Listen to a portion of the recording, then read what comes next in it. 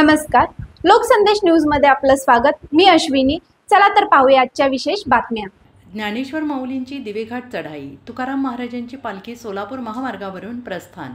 पुणे दिनांक 22 जून।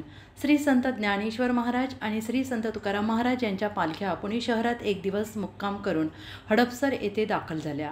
लाखो वारकऱ्यांच्या उपस्थितीत भक्तिभावाने ओथंबलेले हे दृश्य पाहण्यासाठी पुणेकरांनी रस्त्यांवर गर्दी केली। आज ज्ञानेश्वर माऊलींची पालखी दिवेघाट चढून पुढील मुक्कामाच्या दिशेने मार्गस्थ झाली। दरम्यान तुकाराम महाराजांची पालखी हडपसरहून सोलापूर महामार्गावरून पुढे रवाना झाली।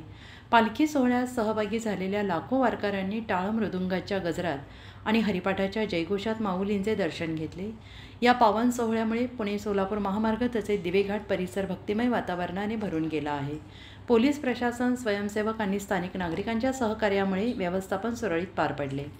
लोकसंदेशसाठी पुणे जिल्हा प्रमुख पारस मुथा यांचा रिपोर्ट।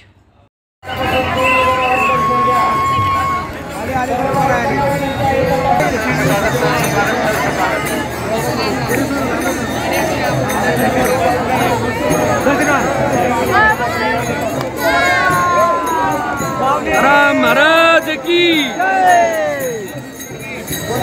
जगद्गुरु श्री संत तुकाराम महाराज की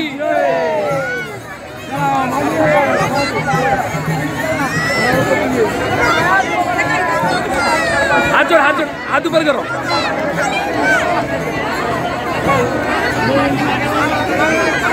नहीं देखी थी